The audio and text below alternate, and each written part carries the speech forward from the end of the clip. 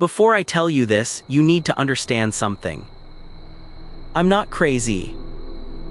I've worked the overnight shift at the Route 9 toll plaza for 6 years, and until last October, the strangest thing I'd ever seen was a man paying his toll entirely in nickels.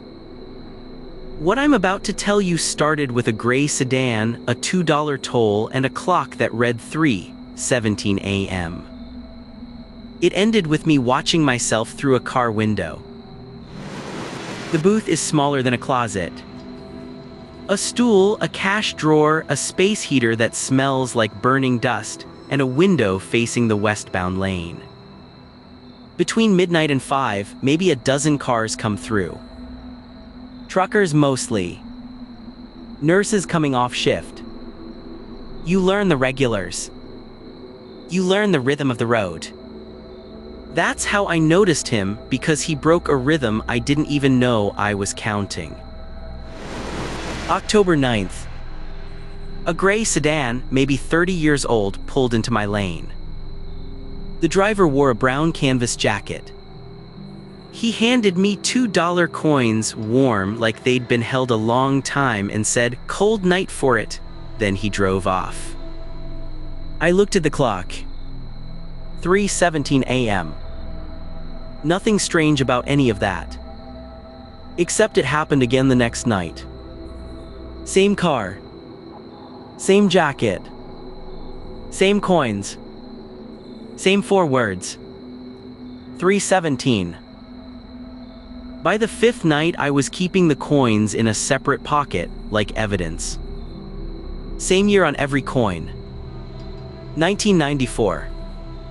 I started answering him differently just to test it. Sure is getting colder once I said nothing at all. It didn't matter. He never reacted. His eyes stayed on the windshield on the dark past the toll gate, like the conversation was something he was reciting rather than having. I asked Dennis, the day supervisor, to pull the camera footage. He owed me a favor. We scrubbed to 3:17 a.m. and watched my lane.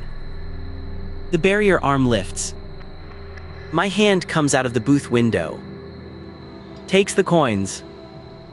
And the lane is empty. No sedan. No headlights.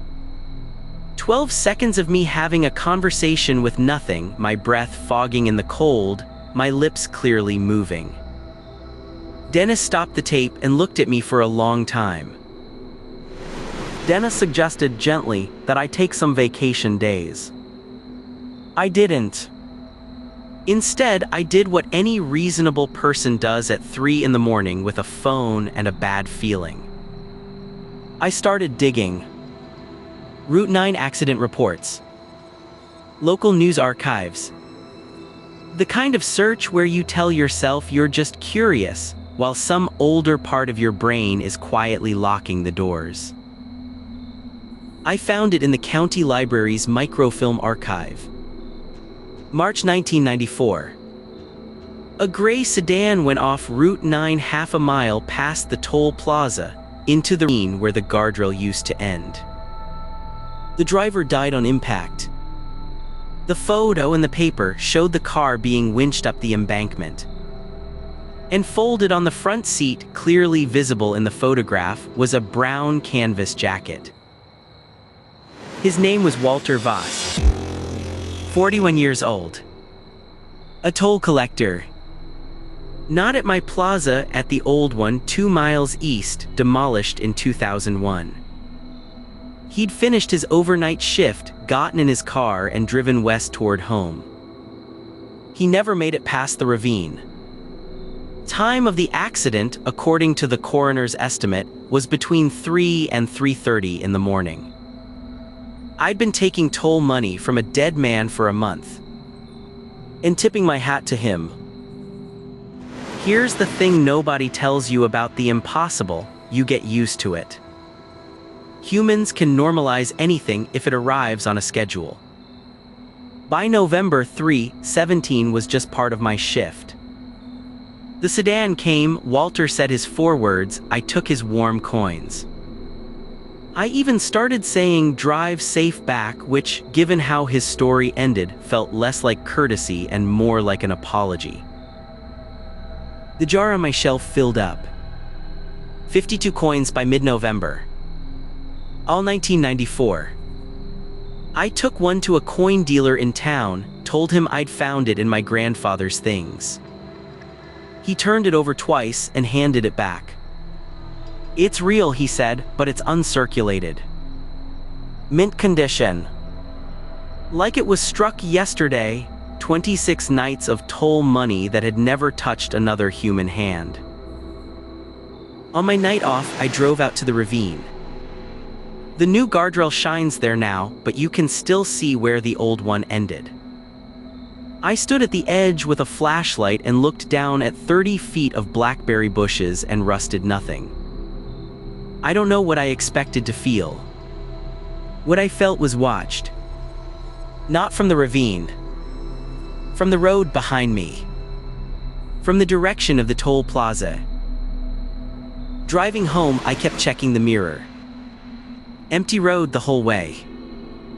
But at exactly 3:17, I know because I'd started feeling that minute approach, the way you feel a stare missing in the dark. My radio dropped to static for 12 seconds. 12 seconds. The same length as the footage of me talking to an empty lane. I did not sleep that morning. I want to be honest about my state of mind by December because it matters for what comes next. I wasn't scared of Walter. Walter was polite. Walter was punctual. What scared me was a question I couldn't stop circling: why me? Ghosts are supposed to haunt places. The ravine. The old plaza. Walter wasn't haunting a place. He was commuting. And a commute has two ends. I started noticing things in the booth. My thermos moved 2 inches. My stool adjusted higher, the way you'd set it if you were taller than me. One morning I found the cash drawer counted and faced, every bill turned the same way. I don't face my bills. Walter, according to a man who'd worked with him, I tracked one down, he's 80 now, Walter faced his bills. Neatest drawer in the county, he told me. Then he asked me why I wanted to know, and I lied. Before I left, the old man grabbed my sleeve. His grip was stronger than it had any right to be. The plaza they tore down, he said. Walter hated the new one. Said they built it wrong. Said the westbound booth sits right where the road used to bend. He let go. You're in the bend, son. You're standing in the road. I drove home with the heater on full and I was cold the entire way. December 21st. The anniversary of nothing, as far as I could find, just the longest night of the year. I called in sick for the first time in 6 years. But I didn't stay home. I parked on the access road behind the plaza, in the trees with a thermos and binoculars, feeling ridiculous. If Walter came at 3:17 and found the booth empty, I wanted to see what he did.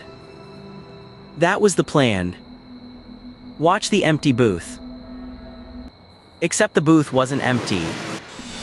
The light was on. And there was someone at the window. I remember thinking, stupidly, that Dennis must have covered the shift. Then the figure leaned toward the glass to make change for a passing truck, and the sodium light caught his face. My face. My jacket. My way of tipping 2 fingers off my brow, the little salute I do. Me working my shift on the night I wasn't there. At 3:17, the gray sedan rolled into the lane. I watched myself lean out. Take the coins. Say something. And then the thing in my booth did what I had never once seen Walter do in 70 nights. It turned its head. Away from the driver. Out into the dark. Directly toward the tree line. directly at me. 300 yards away in the dark through binoculars, and it looked at me like I was the one who was late. I don't remember driving home. I remember dawn and my kitchen floor, and deciding the way you decide things at dawn on a kitchen floor that I was going back. Because I understood it now. The coin dealer. The bend in the road. The old man's grip on my sleeve. Walter wasn't the ghost stuck repeating a loop on Route 9. Walter was a warning. The loop was still hiring. I gave my notice in January.